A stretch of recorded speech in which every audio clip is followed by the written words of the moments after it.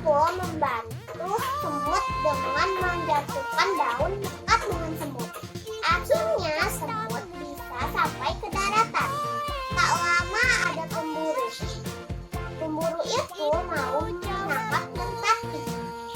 Semut itu langsung berlari menggigit kaki pemburu.